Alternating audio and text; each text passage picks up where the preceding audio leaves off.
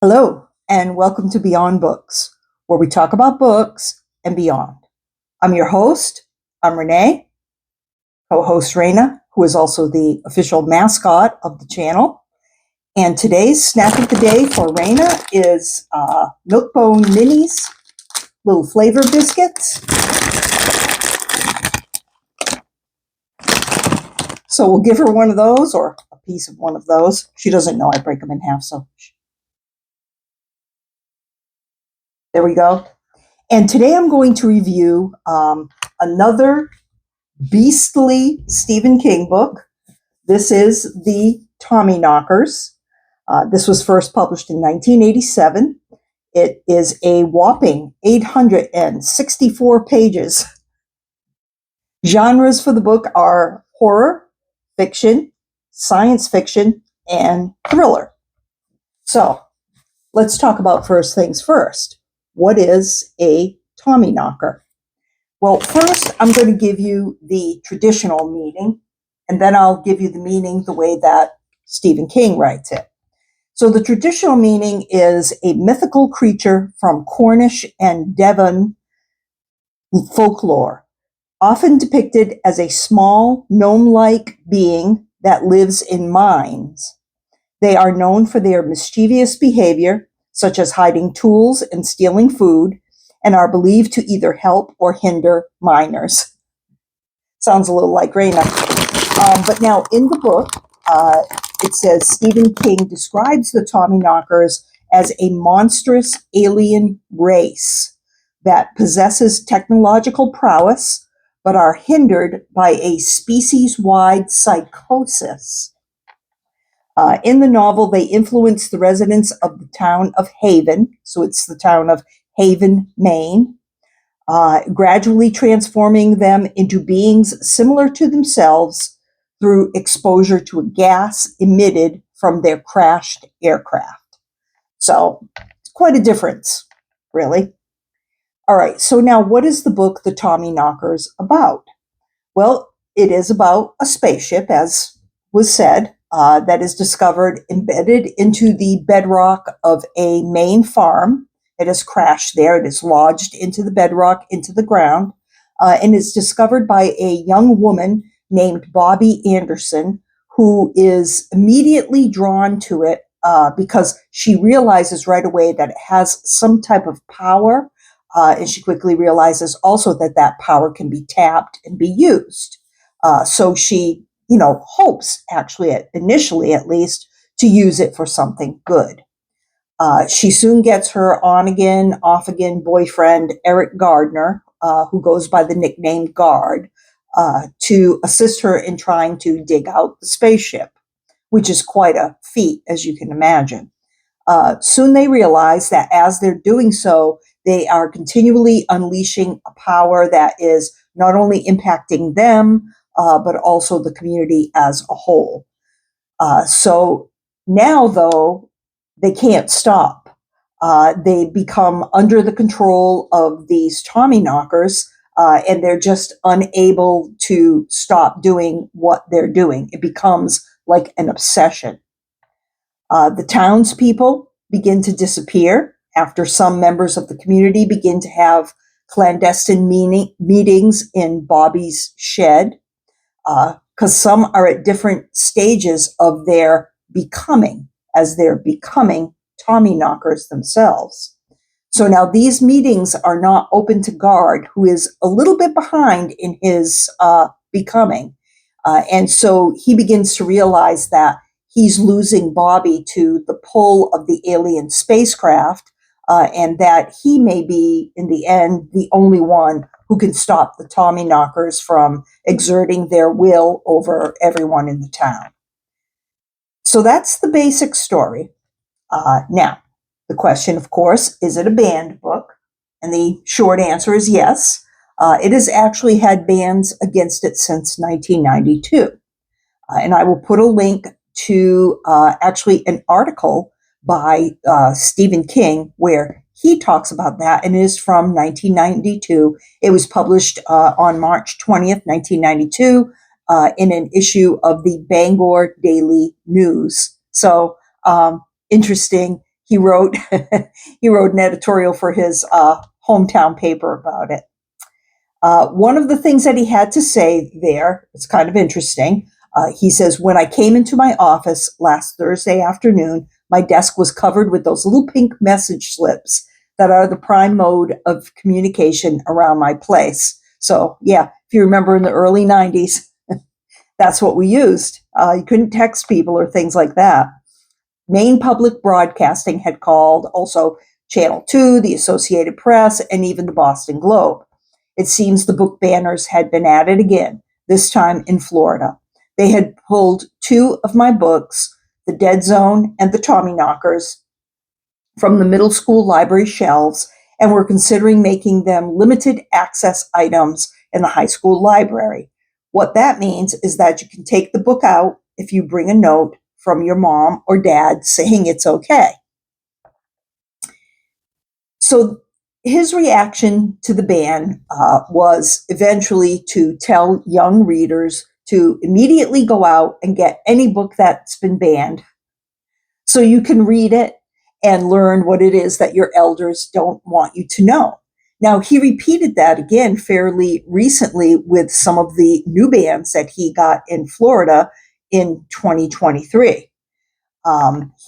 He actually then tweeted that statement, or a statement that was very similar to that. And now statistics tell us that that is actually true, that readers of all ages really will basically do that. When we're told something is banned, limited, restricted, censored, I mean, we go out and get it and find out what all the fuss is about. So in that sense, it is legitimate to say that book bans have backfired in that way. But one thing that King does tell readers, or young readers in particular, he tells them not to fight back. He says, there are people in your hometown who have taken certain books off the shelves of your school library. Do not argue with them. Do not protest. Do not organize or attend rallies to have the books put back on their shelves. Don't waste your time or your energy. Well, I would say this, maybe in 1992, that was an okay response. But we know now that when the students push back on a ban, they actually have a good shot at getting the book reinstated into the library or school curriculum, whatever the case may be. Many times when discussing banned books, I've come across instances where this strategy has actually worked. So now, actually, in the article that I referred to earlier, the one called Banned Books of the Damned, and that was, I'll put a link to that for sure. There were some good suggestions as to how you can do more about banned books. One suggestion is that if you have a channel, BookTube channel, you can discuss the books that are banned. And so many of us are doing that now. I would just add to go ahead and keep that up. Let's not give up on it. Okay, so now where is it banned? Well, it's banned in Florida. You can always count on that, right? That was the ban in 1992, and it's part of the bigger ban now of 2023, and we'll talk about that in a minute. The counties that it's banned in specifically are Clay. That one has a lot of King's books banned. Collier and Escambia counties. Now, there's a WordPress blog by an author who goes by the name of Rowen, Rowen, and the article that I'm referring to, I had just mentioned it a little bit earlier, is called The Banned Books of the Damned. It was published on 11/13/24. He also, quoted that those were the counties in Florida that had banned the book. Also, per the ACLU in Texas, it is also restricted and requires a parental note in Waco, Texas. So those are the places where the bans are in effect that I could find. There could be more. Now, why is it banned? Well, the Tommyknockers has been banned in some places due to its themes and content, which some consider inappropriate for school settings. Specific reasons often relate to concerns about violence, substance abuse, and the portrayal of moral ambiguity. Um, Now, it is a gory book with, there's a lot of blood shed and things like that. So, yeah, I would say the older end of the students, for sure. I don't think that you're going to give a book this thick to really, really young students anyway. Now, in Florida, as I stated when I reviewed 112263 by King, there is a pornography law that covers a lot of the book banning. It just has swept up a lot of books when it came out in 2023.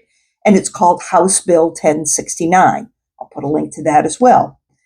And in it, it says that if a parent or any other resident of the county says that a book is pornographic, and that can be any material used in the classroom, made available in a school or classroom library, or including a reading list, can be considered pornographic or prohibited, and it says under 847.012. So it refers back, I guess, to another law about pornography. And it says any material that is subject to an objection on the basis of subparagraph or subparagraph B, they've made this very complex, must be removed within 5 school days of receipt of the objection and remain unavailable to students of that school until the rejection of the objection is resolved. So again, they're taking the book away just because one person in the county or one parent has put in a challenge against that book, and it's not going to come back until that is resolved. It may go away entirely. So, as I was saying before as well, in effect, that's somewhat of a ban. You're removing a book that was available in a certain area away now from that area. So that would be a concern. So, what did I think of the book? Well, in his book called On Writing, Stephen King described the Tommyknockers as, quote, an awful book. He acknowledged that it was written during a time of his life of heavy drug use, which negatively impacted its quality, and he believed there was a good story buried within it, suggesting that it could be much shorter if it were revised. And yeah, I have to really agree with that assessment. This could easily be honed down to maybe 500 pages or so, which would be much easier to read and to digest as a reader. I found that I was fascinated by the beginning of the book, maybe the first 150 to 200 pages or so, and then it started to lag a bit. And even some of the better and more exciting parts, like towards the end and things like that, kind of dragged on longer than maybe they could have. In general, I think King could get to the point, just much more quickly on this one. But I did really like the general concept of the book. I liked the plot. I liked the characters. I really like the way Stephen King portrays his female characters. And I liked Bobby. I thought she was a good character. I also liked the character of Guard. Now, he was an alcoholic. And King, wrote this book during his drug use years. So it made Guard a very believable and relatable character. I liked the way he portrayed the relationship between Bobby and Guard. In all, I enjoyed the book more really than I kind of expected to. Um, I hadn't necessarily heard that it was one of King's best, and I don't think it is by any means, but I did still enjoy the book.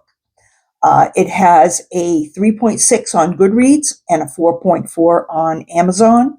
I would put it probably in the upper threes, maybe a 3.8 or so. It's difficult to recommend to anyone because of its length and also because of that kind of draggy and repetitive, factor that it has. But then again, King can always kind of be like that. I think a lot of us who read his books regularly kind of understand that. So, anyway, for what it is, that is my review of the Tommyknockers. I hope you'll consider subscribing if you haven't already. Please like this video so you can help the algorithm, which will help others find my band book reviews. Because that is something good that we can do to continue to bring attention to the bands, what they really are, what they're like, and what kinds of books are banned. So, one more snack for the road. I think that's fair.